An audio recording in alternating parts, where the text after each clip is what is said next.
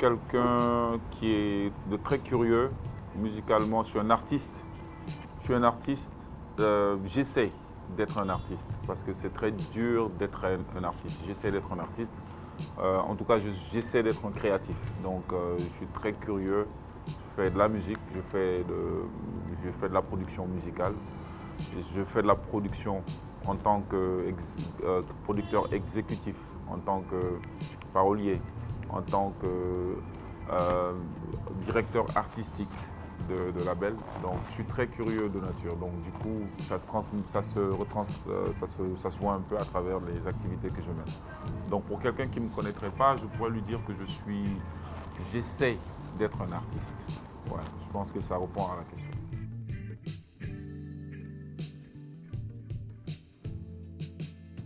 Moi, en tout cas, ça fait très longtemps que déjà j'essaie d'avoir un style assez éclectique. Donc, même avec mon groupe, avec Bifrost, depuis le premier album en 96, j'ai toujours eu une certaine attirance pour tout ce qui était un peu chantonné, un peu chanté. Mais comme le groupe avait déjà un chanteur, avait des chanteurs même, un chanteur et une chanteuse, c'était Cool Coxis qui faisait le chant et Sister Joyce. Et il y avait Gibson et moi qui faisions le rap. Donc, on n'avait pas forcément besoin d'avoir un deuxième chanteur ou un troisième chanteur dans le groupe. Mais j'étais très, tu vois, très attiré par le chant. Donc, je pense que cette époque-là, cette époque actuelle dans laquelle on vit, c'est une époque formidable parce que on a réussi à avoir quelque chose qui nous est propre. On a réussi à avoir le Wakanda style, entre guillemets. C'est-à-dire qu'on a réussi à avoir un style de rythme africain. Partout où on le joue, on sait que c'est un Africain qui joue. On sait que c'est africain. Ça, c'est un. Et deuxièmement, ça réunit tout le continent. Le rythme est tellement. Le même rythme peut être entendu au Mali, au Burkina, au Sénégal, en Guinée, au Nigeria. On dit afrobeat, c'est-à-dire il y a une certaine confusion que les gens font quand ils entendent afrobeat. C'est afrobeats avec S à la fin. C'est tous les beats, toutes les rythmiques africaines qui sont combinées en une. C'est beaucoup de rythmique en fait. C'est pour ça qu'on dit afrobeat. Donc les gens qui disent ouais je fais de l'afrobeat, c'est pas de l'afrobeat, je fais de l'afrobeat. Parce que ce n'est pas comme avant. L'afrobeat ça appartient à Fela Kuti, c'est lui qui a créé l'afrobeat. Ce qui se passe actuellement, c'est que justement cette rythmique qu'on retrouve partout, de l'Afrique du Sud jusqu'au nord, tu vois, de la Tanzanie au Kenya, au Burkina Faso, au Sénégal, etc. C'est cette rythmique-là qui permet justement de faire beaucoup de choses. Ça permet de chanter, ça permet de rapper, ça permet de faire du dancehall. Et si vous écoutez le dernier album de Beyoncé, il y a des rythmiques qui sont très, très, très, très afro, tu vois. Et voilà, je pense que c'est une époque de fusion. C'est une époque où on ne se cloisonne plus, on n'est plus cloisonné, tu vois, dans des concepts. Les concepts sont maintenant, justement, le concept, c'est de se décloisonner. Yeah.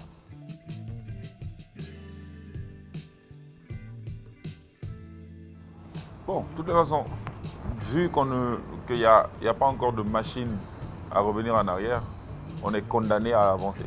Donc on est condamné à prendre un chemin où il n'y a pas de retour. Donc je pense qu'il faut s'adapter aux changements, aux mutations. Sinon, voilà, le train de l'histoire nous laisse sur place. Et justement, il y a des avantages, il y a énormément d'avantages dans cette digitalisation de la musique. Même si effectivement il y a des désavantages, c'est vrai. Je vais commencer par les désavantages. Le désavantage, c'est déjà le fait qu'il n'y a plus forcément de contact entre l'artiste et son public, contact physique, je veux dire. Avant, on avait des CD, on avait des covers qu'on pouvait signer, etc. Donc, ça créait une certaine voilà, affinité avec le public. Avant, le live jouait un très grand rôle aussi, également. Donc, c'était même primordial. On était obligé de jouer, de faire du live pour pouvoir, on va dire, pour défendre l'album, on va dire, n'est-ce pas?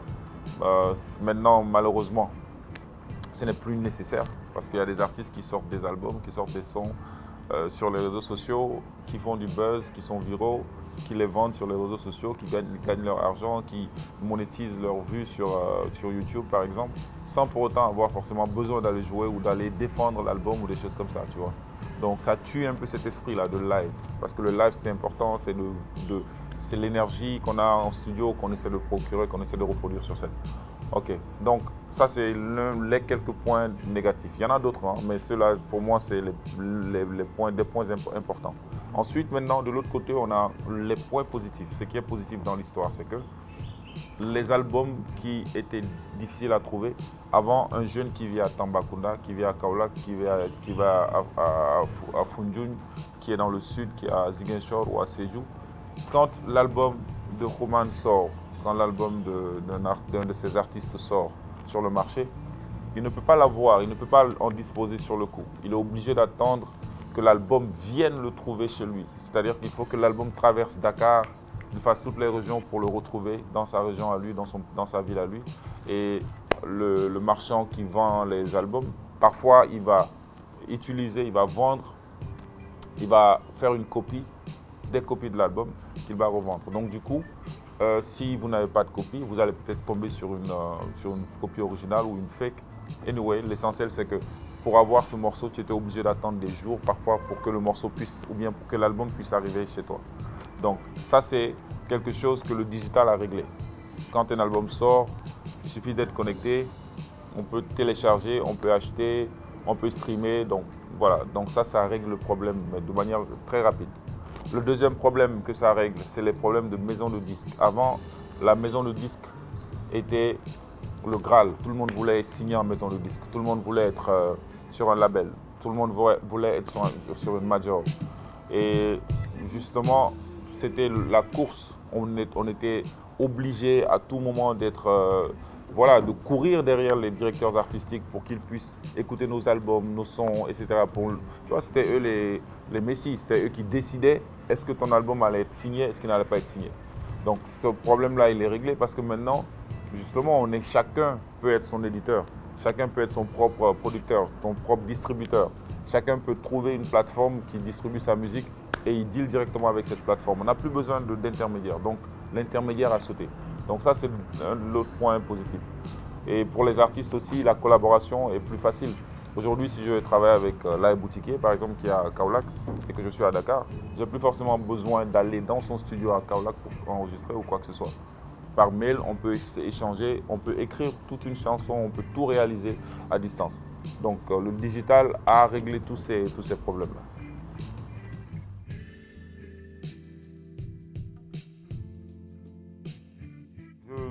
Je trouve que c'est une des révolutions de la musique sénégalaise parce qu'avant, on n'avait pas de plateforme de streaming. Les seules plateformes qu'on avait, c'était des plateformes internationales. Donc, on n'avait pas de plateforme locale, nationale de streaming. Et justement, on a beaucoup discuté, même pour Zixel nous a accompagnés pour la sortie de certains de nos produits, pour la com digitale, pour la com aussi, voilà, sur la com physique. Et hormis cela, quand on est sur Zixel, c'est vrai qu'au début, il n'y avait pas beaucoup de souscrits. Donc, effectivement, il n'y avait pas beaucoup de contenu. Mais avec le temps, le contenu commence à être intéressant et diversifié. Et c'est ça qui fait que justement, on a la chance de faire partie, notre catalogue a la chance de figurer parmi ces contenus. Et surtout, la demande est forte, surtout pour tout ce qui est old school, tout ce qui est musique, tu vois, qui date d'avant l'ère digitale, entre guillemets. Et donc, tous ces produits-là, tous ces catalogues-là se retrouvent sur Zixen et c'est ça qui rend l'aventure intéressante, quoi.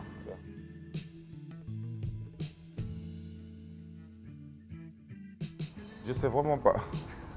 Je veux répondre à la question, mais je sais pas. Parce que, en fait, il y a des morceaux qui ont été enregistrés. Je dois avoir en banque peut-être quelque chose comme une quinzaine de morceaux enregistrés, finis.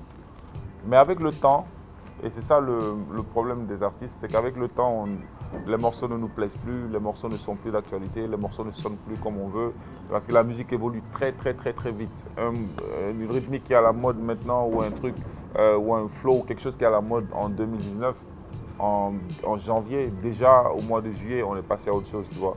Donc il y a plein de trucs que j'ai. Ce que je vais faire, c'est certains les réadapter. Et puis j'écris aussi beaucoup. Comme j'écris beaucoup, comme je travaille beaucoup au studio, il y a plein de, tu vois, de nouvelles choses qui sont là. J'essaie d'expérimenter des formules qui peuvent passer à travers les âges. Pas de me limiter sur un flow, non. J'essaie de faire des trucs qui sont intemporels. Et à vrai dire, pourquoi j'ai du mal justement à sortir quelque chose, c'est parce que ce que je veux faire nécessite tout un accompagnement, parce qu'il y a du live derrière, il y a de la projection vidéo derrière, il y a toute une logistique. Et si tout cela n'est pas réuni, écouter juste l'album comme ça ne donne pas, tu vois, toute l'étendue, tu vois, de ce qu'il y a dedans. Mais j'y travaille quand même. J'essaie d'abord de finir d'avoir en tout cas tu vois, un track listing assez intéressant et puis je passerai à l'étape suivante.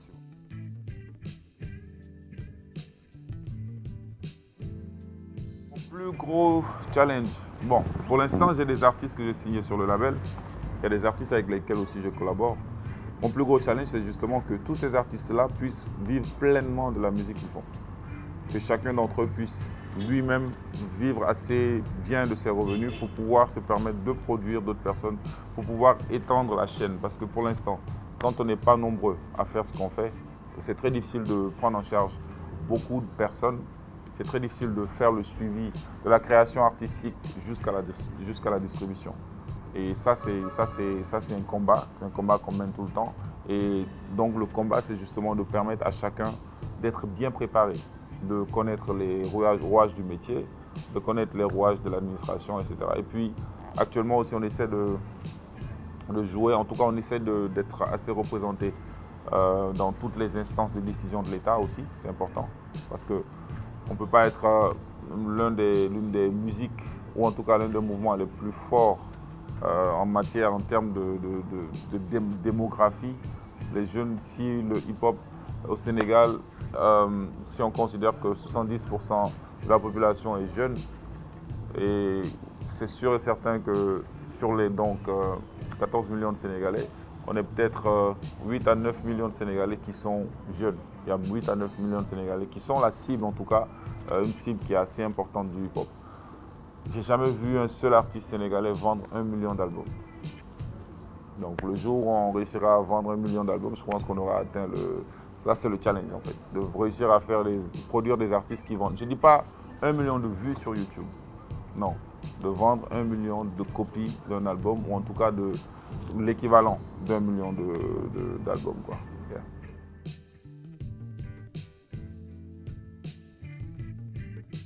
Comme j'ai l'habitude de dire, il faut juste essayer il faut soutenir les artistes. Si vous aimez un artiste, il faut le soutenir.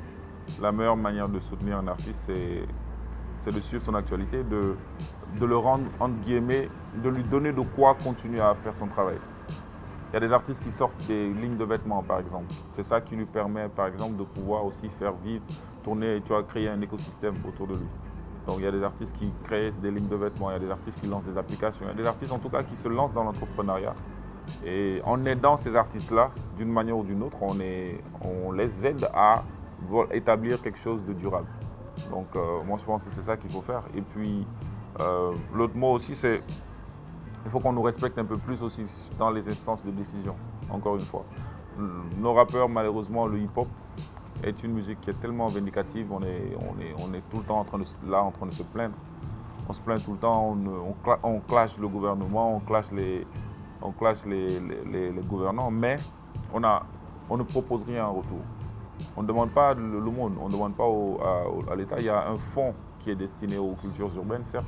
C'est un fonds, c'est normal parce que je fais des morceaux, je fais des albums, je paye des impôts, mon argent se retrouve au trésor public. Donc, si une partie de cet argent au trésor public nous est reversée pour qu'on puisse faire nos activités, c'est tout à fait normal. Donc, il faut qu'il y ait de plus en plus d'entrepreneurs du hip-hop et du milieu des cultures urbaines surtout, de plus en plus d'entrepreneurs pour que cette musique-là puisse vraiment faire vivre, tu vois, que ce soit vraiment une musique où on peut trouver, où on ne va pas compter 1 ou 2 millionnaires, mais on va compter des dizaines, des centaines de millionnaires qui font cette musique. C'est ça qui va donner beaucoup plus de force. Il faut qu'on croie que c'est une entreprise, un groupe de rap, c'est une entreprise. Et comment faire fonctionner cette entreprise? Il faut qu'il y ait plusieurs forces, tu vois, qui travaillent ensemble pour que ça puisse aller de l'avant.